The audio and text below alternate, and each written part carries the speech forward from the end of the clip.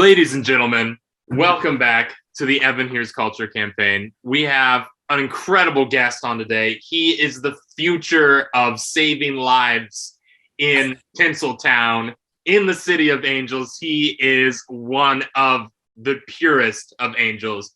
It is Spencer Kash. Spencer, how are you this fine morning? I'm doing well. I'm not as tired as I thought I'd be, and it's a day off, which is nice. Excellent. And I will note for the viewers out there, so they're not confused, that the episode after this will feature Spencer, but it was recorded prior to this. Yes. Yeah. So Spencer's a seasoned pro. I grow my hair very quickly, actually. So you will see that, and also it features my wonderful partner Madison. Yeah. So that's a little tease for the future. But today, we are talking about Radiohead's 2016 album, A Moon-Shaped Pool, which as of now is the last Radiohead album that has been released. And it's been like 7 years now, or 6 years, or just a little over 6 years, or approaching. Who knows anything about math? But it's Radiohead. I know you're a big Radiohead fan, and I know that since you said I'm a big Radiohead fan. Yeah.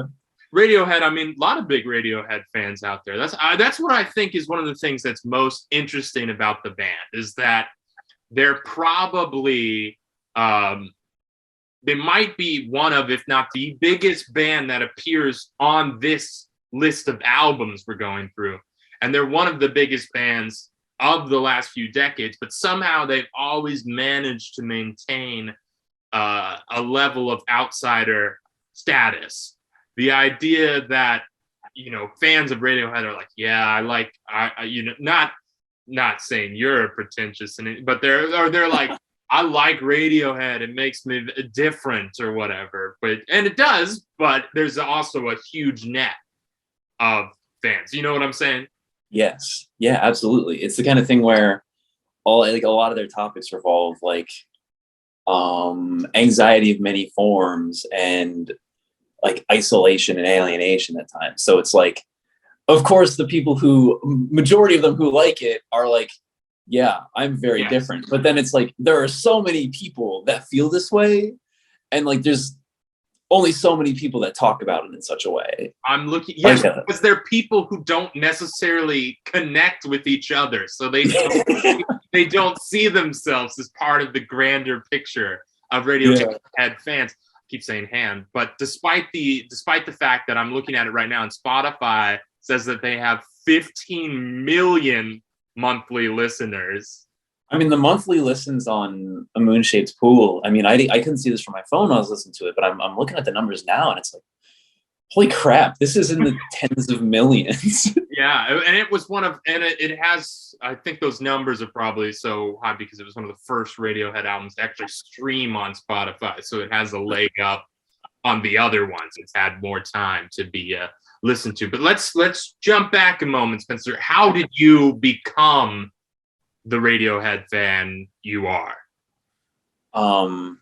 So it was my 11th grade English teacher who at the time, he's the one that kind of like, that class was kind of what set me on wanting to become a writer and then go to Emerson eventually. So in his class, he talked about Radiohead a lot and all the time. He's like, yeah, they're like very, very good. Like, they're the right, like even just lyrics alone are like, it's fantastic writing. It's like very beautiful at times, very interesting at other times, and like potent social commentary without being like gagging you with it. So you were a fan, and what was your entry point? I don't know what Radiohead album was kind of your gateway in. What did you go seek out? So at the time, I mean, I think the only song that I ever knew of theirs, the only song that I ever knew of theirs that I'd known before then was Creep, and I really don't like Creep. I sincerely dislike that song. Like, too much, because that feels like the level that like they started at, and like, yeah, everybody be like start somewhere. Yeah. That level of alienation and whatever, but it's like it's too much. But then Very on the nose as well. Very on the in a nose. way that their future lyricism wasn't. Exactly. So I think most of the songs that I'd gotten into at that time were from the Bends, which I really don't know many songs from that anymore. I haven't listened to it very much. But then also In Rainbows, I think that was a good entry point album, because I couldn't really get into the heaviness of some of, or a lot of the songs in OK Computer, and Kid A was just Right. This is like the ratio. It would be like way above. Like you can't see the hand. Yeah, I have a pretty precise memory in regards to how much Radiohead I have listened to, or at least what portion of the discography, and I'll go through it right now in detail. Pablo Honey, listen to Creep.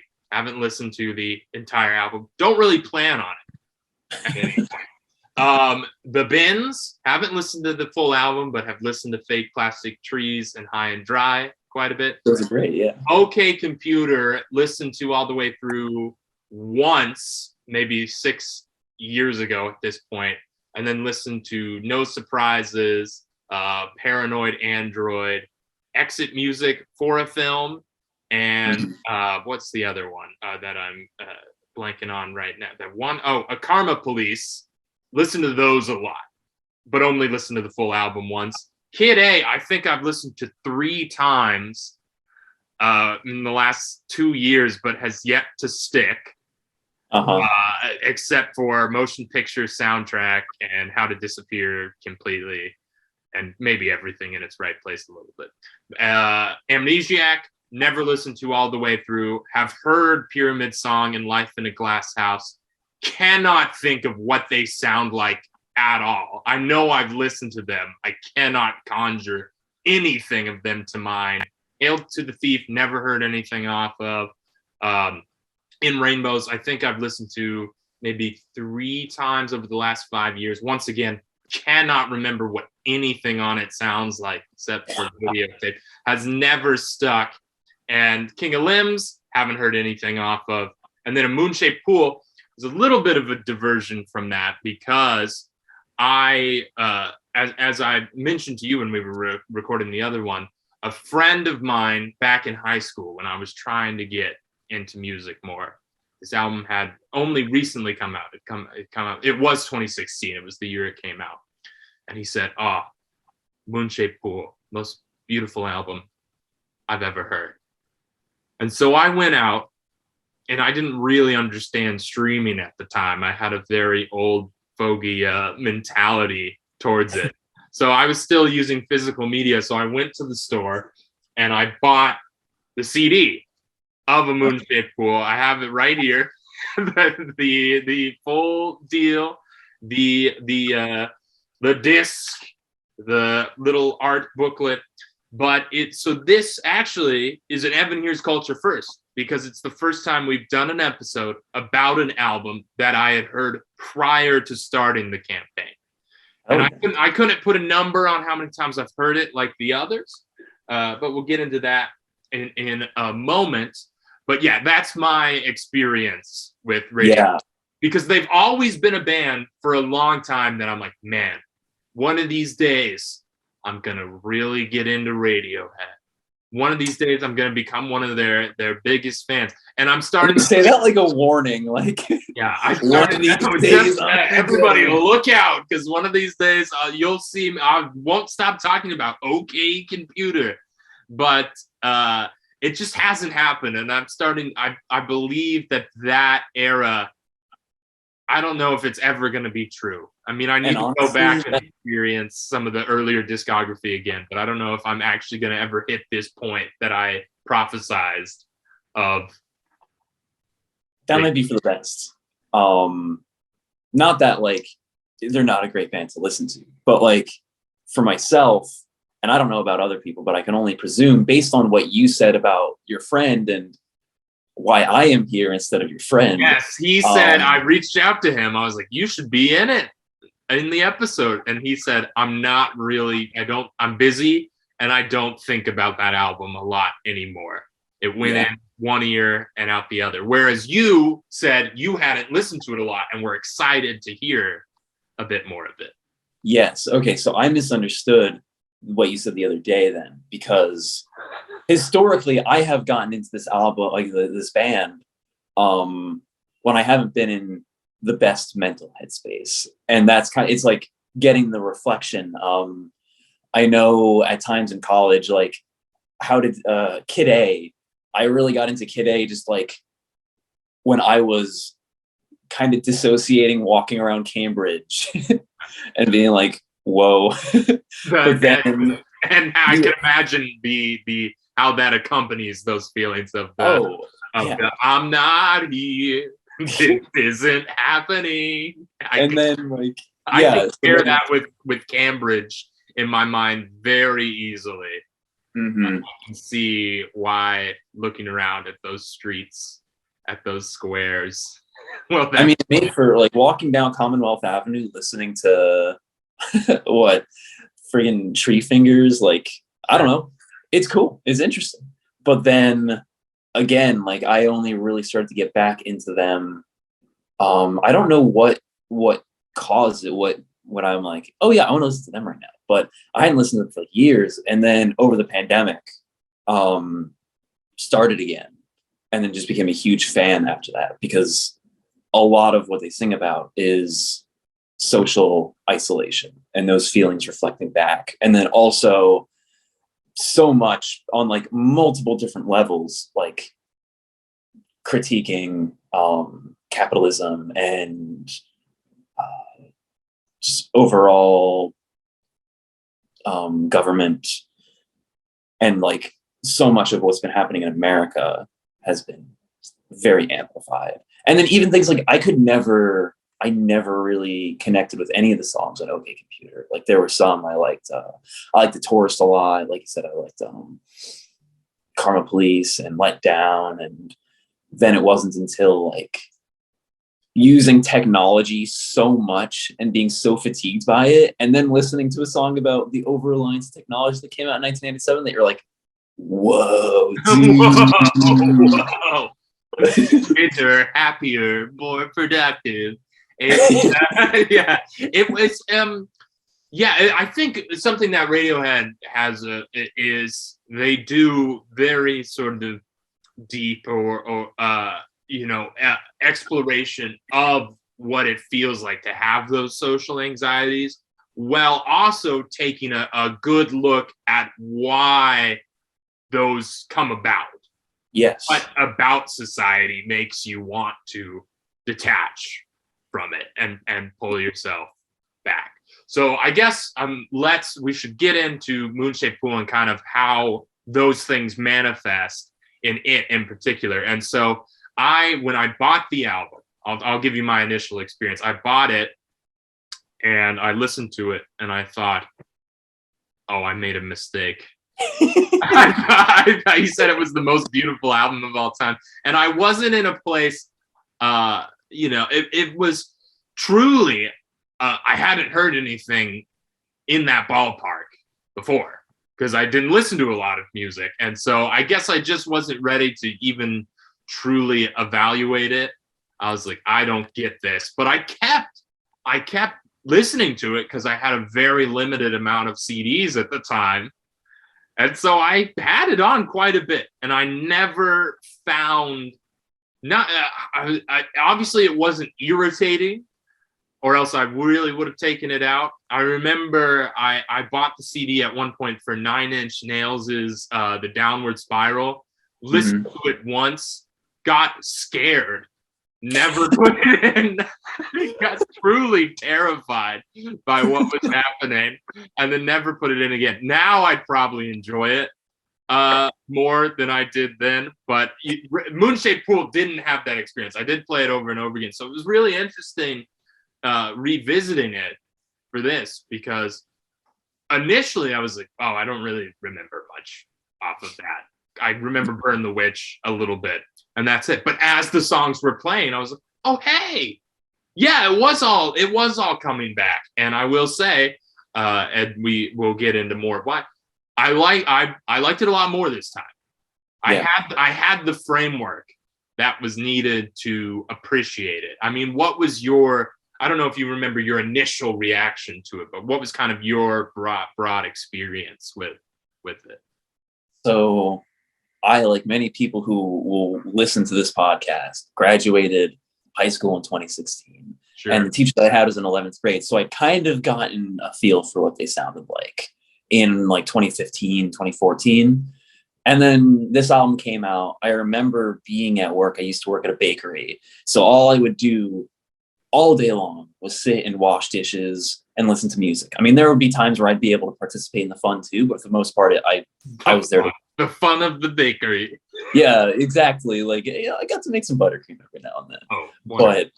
But listening to this and doing dishes, I listened to, I think, like 2 or 3 songs and turned it off and didn't listen to it again for years.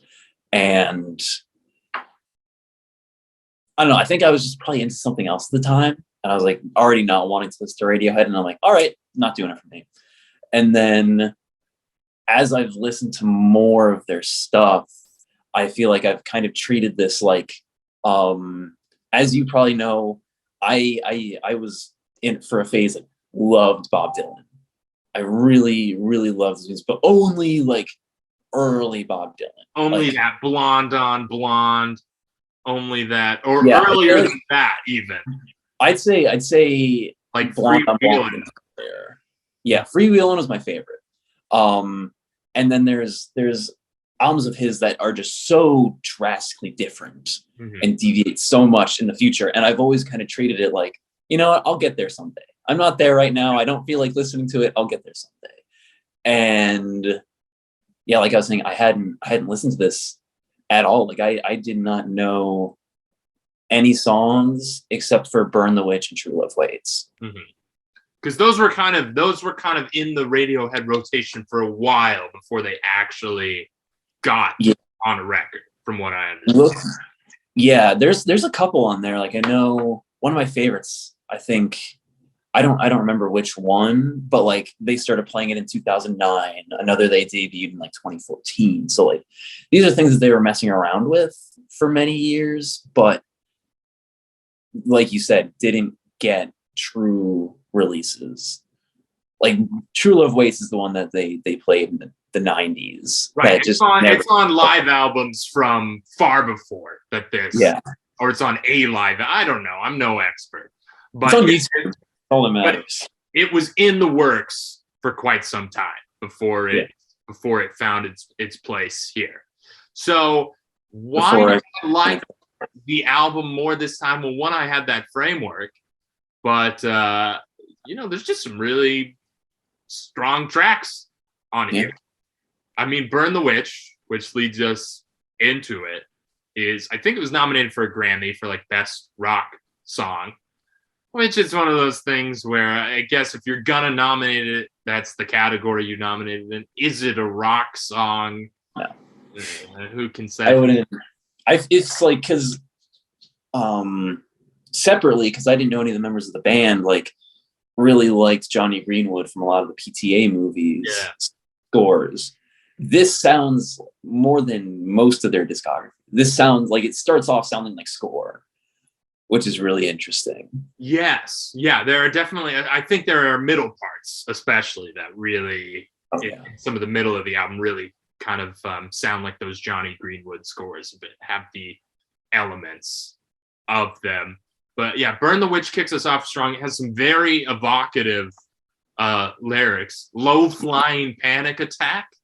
I don't know what that is, but it sounds cool, and and it's one of those things where the title, when it's said, sounds great. Oh my God, I feel like a kind of foolish, but I could not hear the name of the title in the song until I read the lyrics. I'm like, wait, that's what they're saying? I thought he was just saying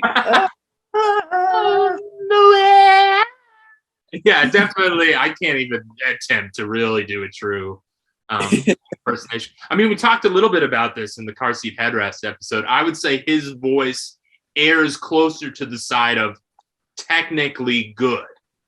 Oh my God, it is. As opposed to the style. I mean, there is style to it, but as opposed to it is getting by on personality. This is actually getting by on, he sounds really, there's a very pristine quality to it. Yeah. And throughout all of their albums, that's something that I love so much, that like this one specifically, because like I feel like this is probably his best vocal performance. Like he has like really impressive technical ability throughout all of them, but like this is the most pretty, I think. Mm-hmm. And so like he they've always sounded a little off, and a little like they add the personality in through the composition and the instruments and making things sound screwed up, as opposed to, all right, let's do this. Let's get up at the mic. No vocal lessons. And there's not really any like screaming on this album, or any of the like very some of the stuff that appears on like OK Computer. This is the laid back, or not laid back, but the vocals are definitely coming more from the whispery, smooth, soft side of things. And this song even has a little line that I just really sing a song of sixpence. That it sounds cool. Once again, I can't really pinpoint what it means. I mean, you and I both really enjoy some David Lynch. And so it has that quality that a David Lynch film has of, I don't necessarily know what is physically going on here, but I understand the emotion of it. And so that's why it works. And that's why I'm able to get, I was listening to Radiohead with Cooper. Tom York. He lived in England, something along those lines. I mean, does that make any sense as an analogy? No, absolutely. Specifically, like for this one, I tried to prepare. So I was reading read all the lyrics to each song, and then what other people thought they meant. And that's like just a mark of great writing, that you are able to write something that so many people could connect with, but have so many different interpretations of. Like there are some people that think Burn the Witch is about one thing. There's people that say Burn the Witch is, I think Burn the Witch is a little more focused, but it's still like, I would have my own interpretation had I not tried to read the lyrics to it. And that's kind of why I've been able to listen to them so much, is like you hear, and why I've really loved listening to this one so much too. Before I think I did that like 2 nights ago, but I was listening to it all week long, just like, okay, I need to know the tracks, I need to know what it sounds like. Oh my God, I lost my train of thought. Anyway. Yeah. but yeah, so like Burn the Witch, it's people connect it with the divorce that he went through. Other people connect it with, oh, this is coming from the perspective of someone in a position of power, speaking out to people, telling them, like, keeping oppression in control. And it's like, damn, what is it? I don't know. And I'm sure there are a significant portion of people who are like, it's about his feelings about the music industry. Yeah. I remember reading some interpretation on Genius lyrics sometime. I can't remember what the song was. And then just in their comment box, there was some person who was like, not everything is about how people feel about the music industry. Because that's what they connect every single thing to in some way. It seems every single song has a little connection to the music industry.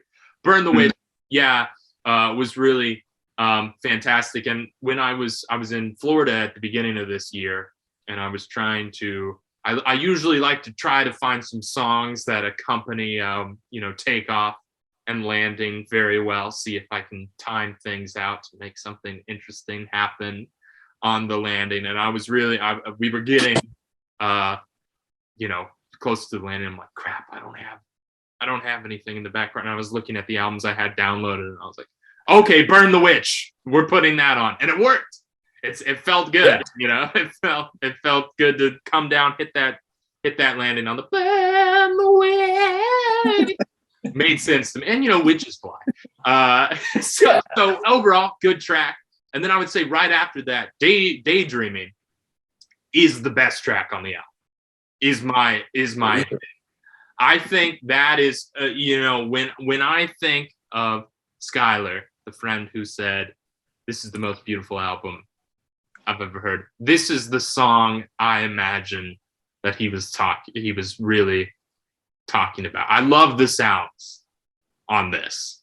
Yeah. But you disagree, it seems. You don't I don't disagree with anything you said except for that it's the best. Okay. But that's opinion. Like, this is, like you were saying, a very, very beautiful, slow song. I think a lot of the piano tracks on this album specifically are the heavy hitters.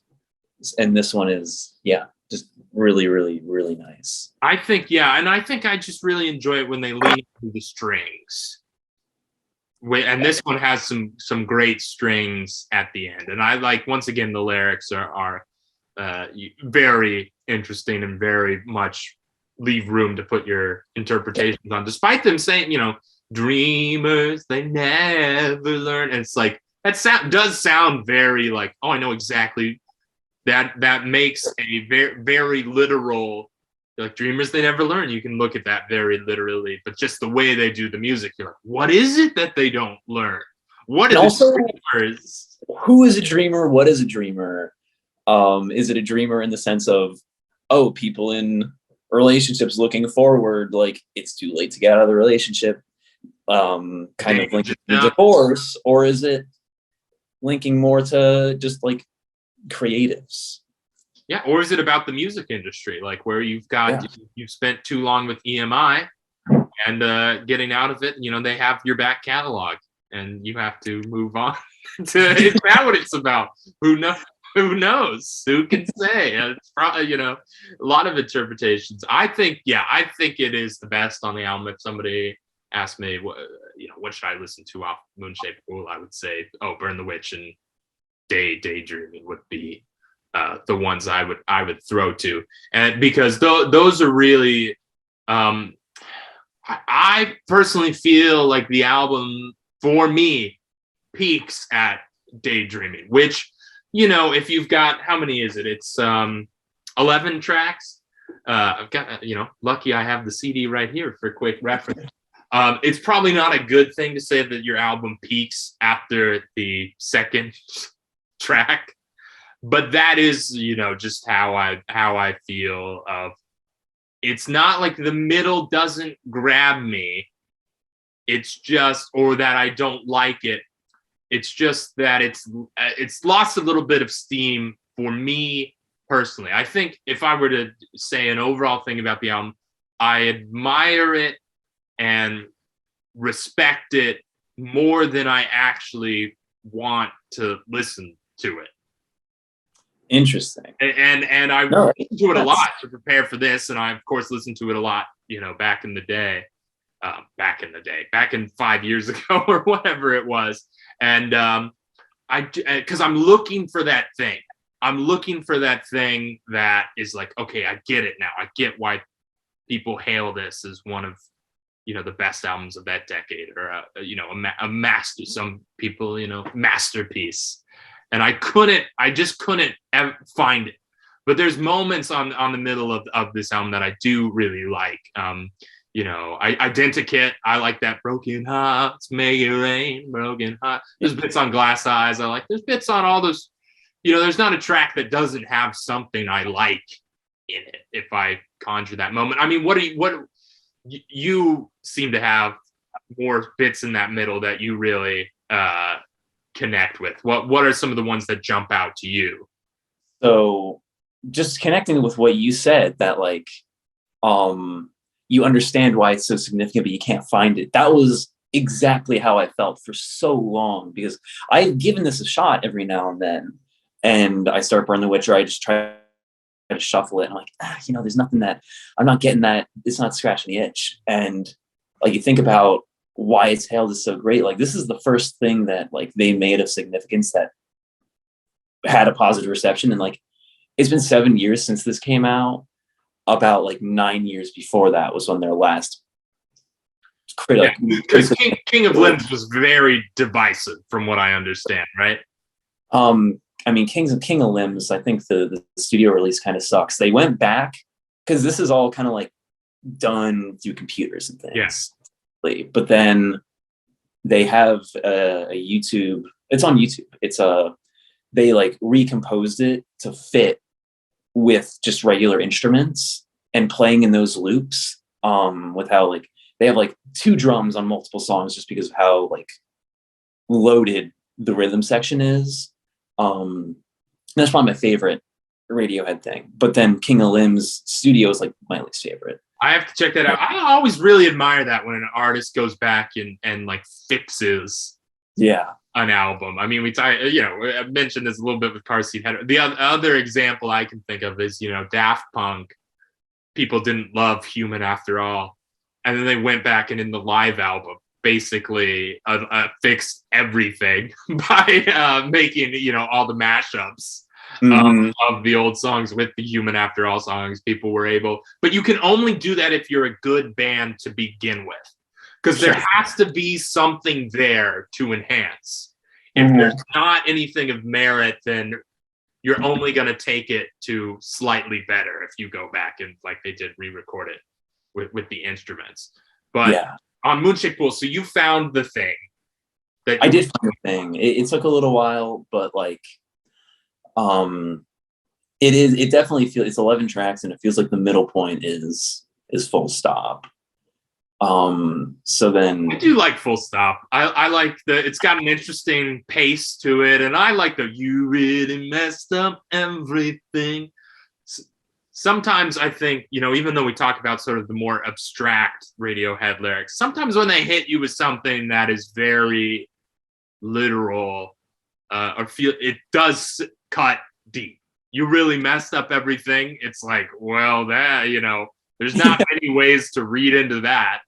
It's very, it's the same thing with older, when in older Radiohead songs that I've heard where they'll just repeat, if I could be who you wanted, and it's like, well, I know exactly what that means, and I'm able to connect with that.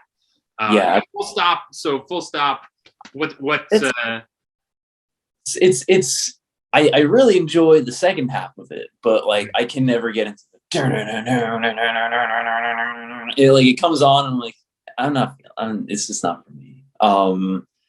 But that's like a lot of the times when I'm not enjoying something of theirs, it's never for the full song. It's like, okay, Identikit is a good example of that. I think was my way into this one. Like that was the first song that I really enjoyed. And I don't think it's my favorite overall at this point, just because the part where it's like broken hearts. Oh, I like that part. And that was one of the ones that activated the memories of listening to it the first time. When that bit came on, or those first few times, when I listened to it again, I was like, oh yes, I remember this one. But you don't like that bit of it. I don't dislike it, but I think it goes on for a little too much, where like I really loved the chorus, or maybe it's the verse, I don't know, but like the starting bits where it's going through it, and then once it hits that point, I'm like, this is going on. I really like the sound of the other part. Can we get back to the other? And I like shorten this song a bit. You're saying, can we cut out a bit of the broken odds? We don't have to say it that many times. I mean, you look at the rundown of it, and there's just a big chunk of broken hearts make it rain, broken hearts make it rain, but the time's like probably 10, 15. And I'm like, I don't think it needs to be shortened. It could be there. I just am like, okay, I'll tune out in this part and then jump back in. I want to address something you said about Full Stop being like a really good midway point as track 5.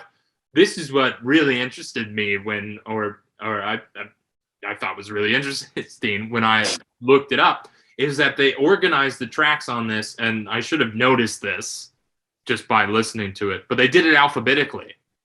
Yeah. Was their process. And it's really, it does not feel like something where the process was based on something semi-arbitrary as that.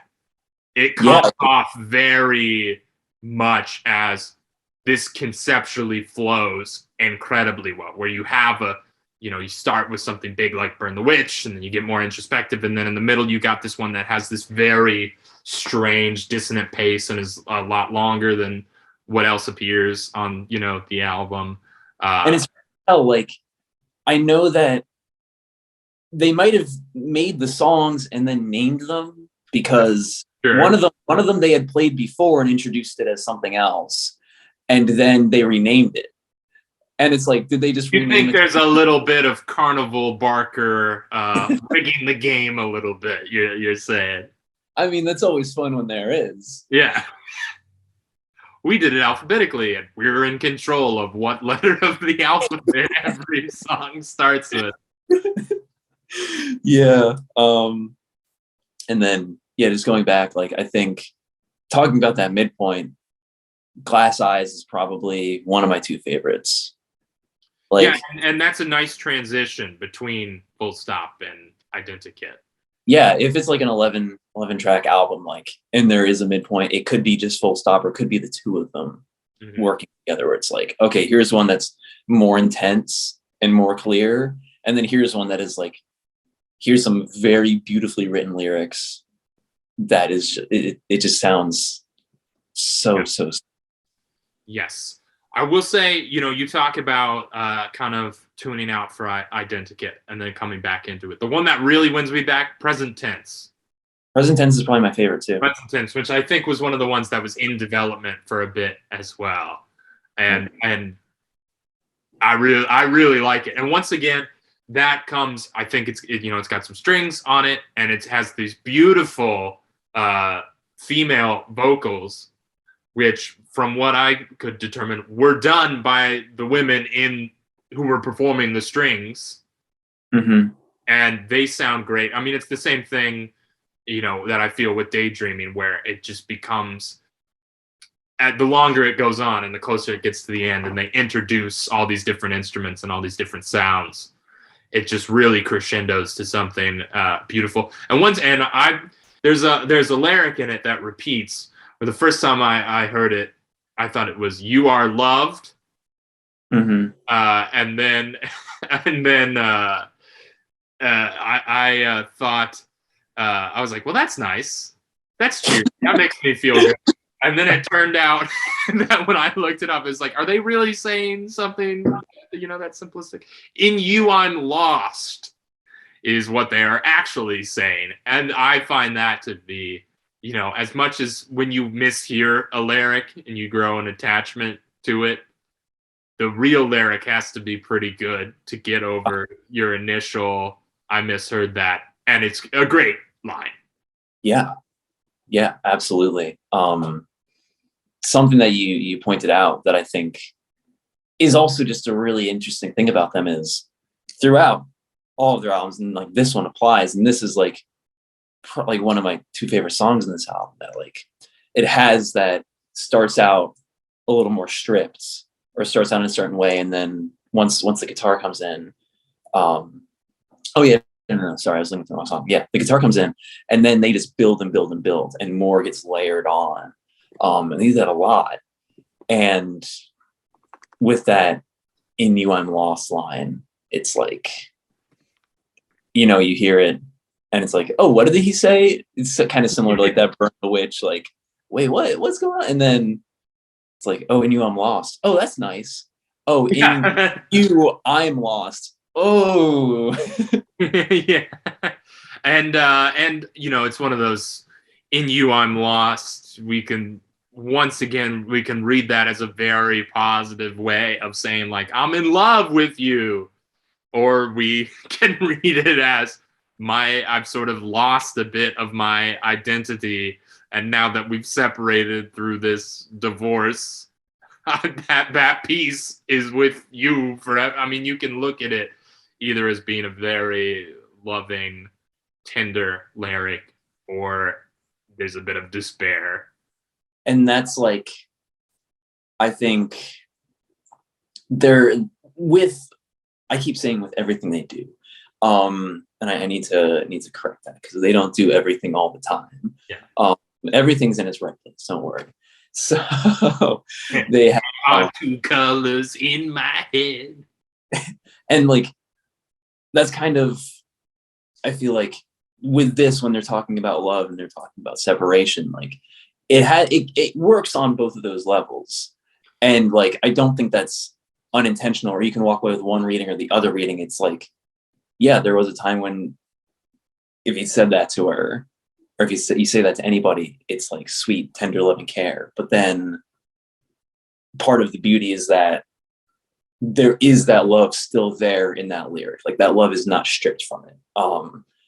It is functional as, yeah, that piece is with you forever, but it's never kind of bitter about it. Right. Yeah, I think, well, Go for it. Just going off of what you're saying, I think part of what you take away from this album is kind of the mood you come into it with.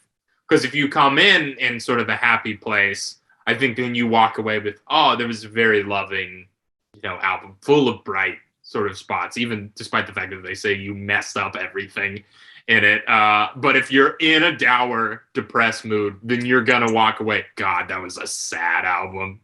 Yeah.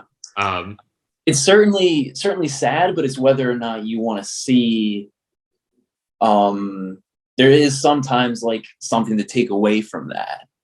And, like luckily for me, I was going, like I just started EMT school and I'm not having to wake up at 5 a.m. every day. Like I'm getting more sleep. So I'm generally more happy listening to this album. Like, wow, I can actually listen to this one long term, as opposed to like, oh God, what is it? Amnesiac, which is like, yeah, I don't think I can go back to that one. That's like, that was a dark time. That's a moment in time for you that you, yeah. Yes. And then this one, like, home is you can never go back again, as they say. And yeah, just like being able to look at it like, wow, this is so sad, or this is so sad, but there's still some sentimentality to it that isn't like so much being written about the divorce. Like even in an album where you're saying something like you really messed up everything, but it never feels too bitter. No, it doesn't feel like you're, oh my God, you're doxing this relationship. It's no, he's not attributing any blame to her. Except for when he says you messed up everything. Right. Well, I think he's talking to himself. I don't know what happened in their relationship, so I don't know. I try to not know much of anything about the autobiography. Yeah. And this one, it's hard to separate, but like with a lot of my favorite bands, like when I started to really learn more about Bob Dylan is when I'm like, yeah, I'll listen to someone else now.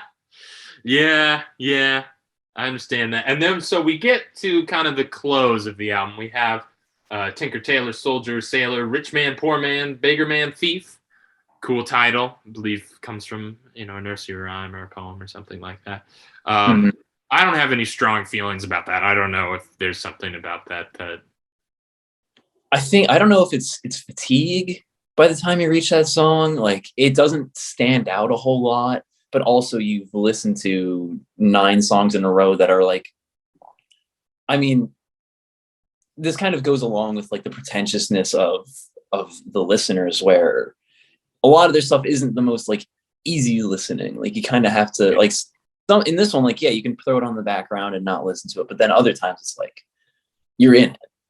And by the time this one comes on, it doesn't make its mark enough, I don't think.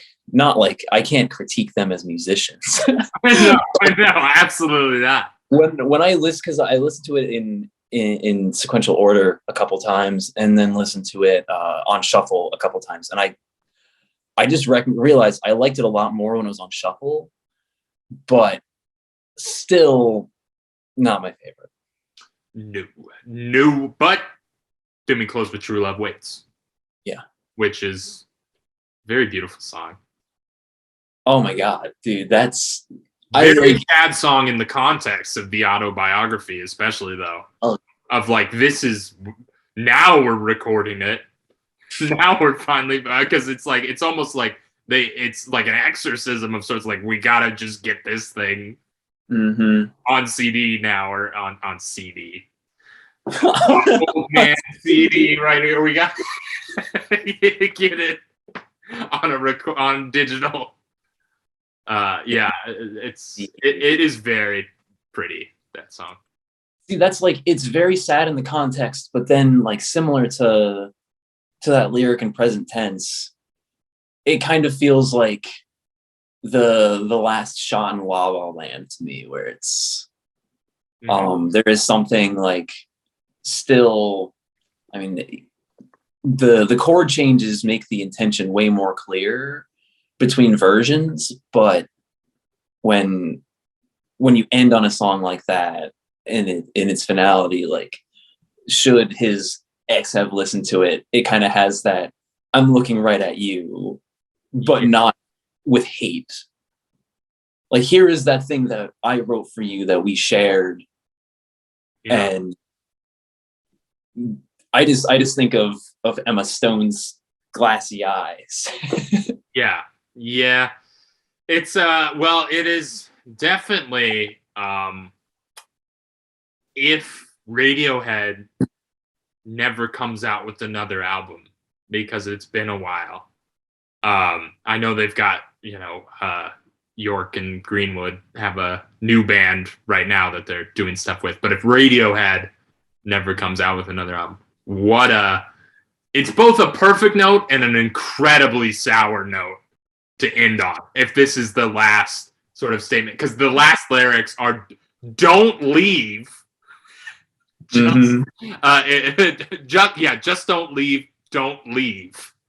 And if these are the final two lyrics on a Radiohead album, God, what a dour statement.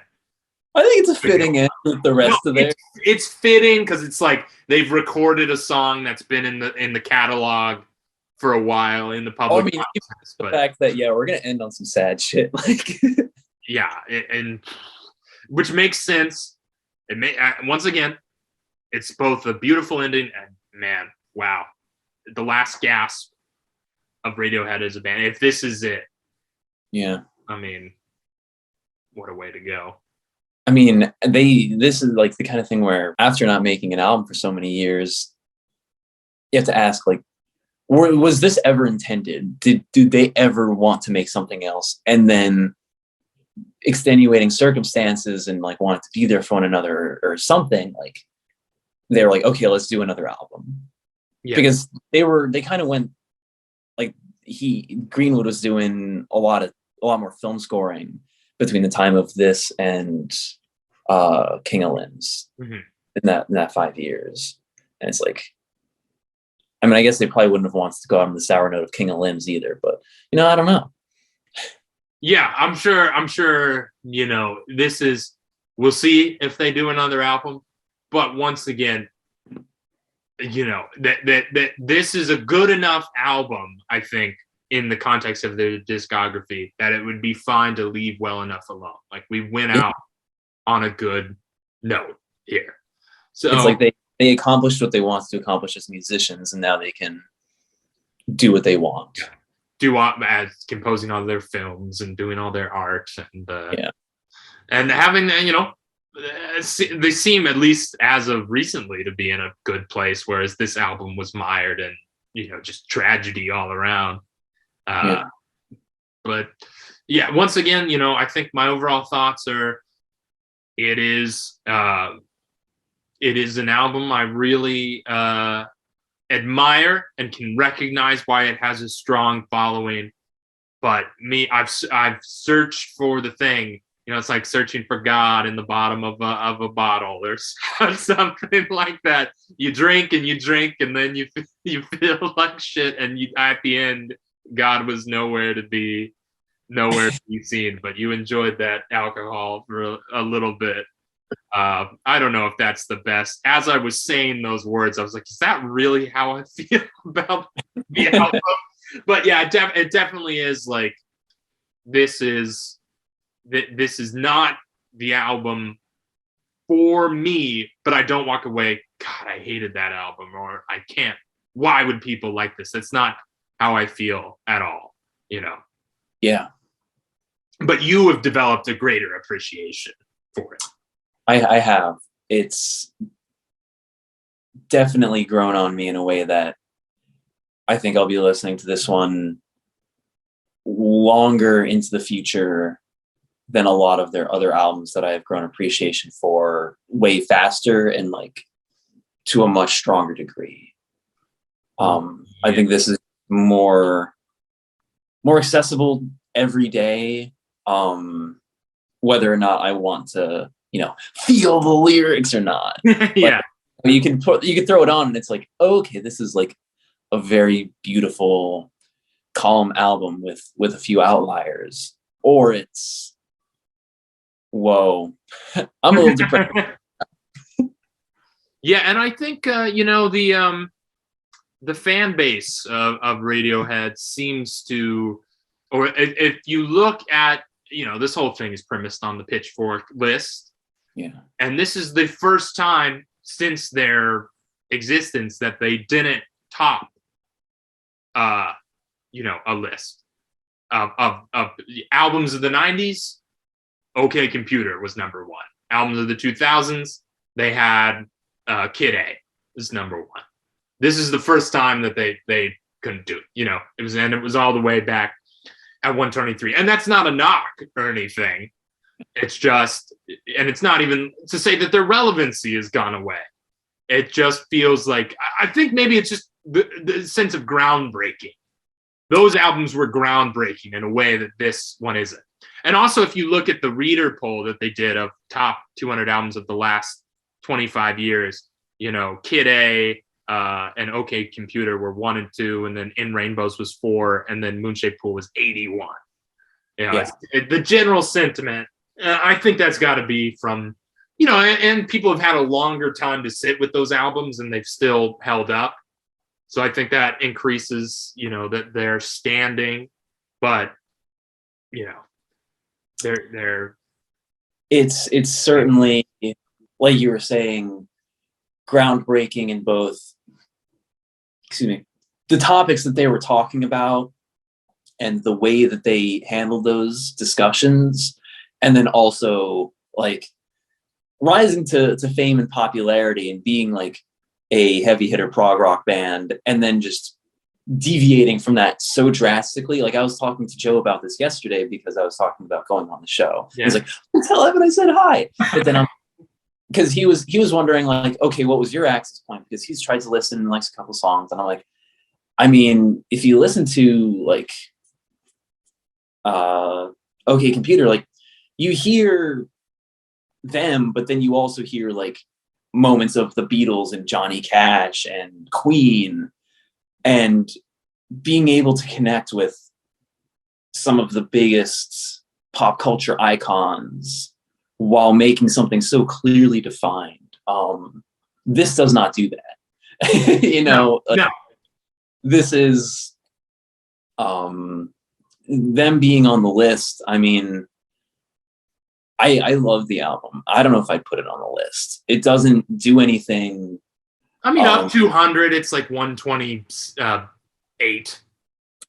think, yeah, if you're looking at it just like pure quality wise, but it feels more like recognition and shouting out of like, look, they came back, they did it again. Their career didn't die, as opposed to this is a return to what they were, because it's not, and it's not really supposed to be. Like Burn the Witch has great social commentary, but it's nothing that they hadn't really said before. No, absolutely. And I think, that's how we feel about it overall. I will just real quickly bring out my little prop of the 1, 2, 3, 4, 5, 6, 7, 8, 9 of the 9 albums I own. I do happen to have Talking Heads, True Stories, which I don't I don't what's going on there, but which does have track. I don't. They don't have to list it in order, but it does have Radiohead, the track from which Radiohead takes their name. I do have that out. Did you know, Spencer, that they're named after a Talking Heads song? It's which is off of True Stories, which is one of my favorite Talking Head records, but it's not one of most people's favorite Talking Heads records. But does the song, which is a good song too. Radiohead, picking up something good. Transmitter. It's cool because the cover of that album is their artist image on Spotify. But no, I don't. I need to see if I know any songs from that album. You should watch the movie. I don't know if you've ever seen it, but it was David Byrne directed a film called True Stories, which they Talking Heads did the soundtrack for. Although I think there's some debate as to whether the whole band had a ton of input on it. But most of the songs in the movie are done by characters in the movie. John Goodman is in the movie, and he does at least one of the songs. And then the guy who sings Radiohead is good. And some of those are better than the album version. You know, they released the album to coincide with the movie, which was Talking Heads playing the songs and all David Byrne centric. But that is a really good movie. I could see why Radiohead thought that was a worthy place to get their name. So now that I've brought out the prop, I'll say, you know what, Spencer? I think one of these days, I'm going to be one of the biggest Radiohead fans there is. I think You'll get there. I'll get there. Just revisiting the older discography. And I'll be a good addition to the 15 million people army. But like many of the people in the 15 million people army, you will be the most important one. You will be the one. I'll be the guy who gets it. Yeah. Really get Radiohead in a way that nobody else does. There's always one guy in that friend group. I get Radiohead.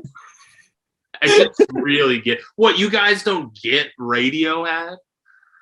But yeah, so that's kind of my final thought. Thank you for coming on, Spencer. I hope Thanks you for had having fun me with again. this one. And we'll be seeing you again shortly. Yes. And it'll be just as fun.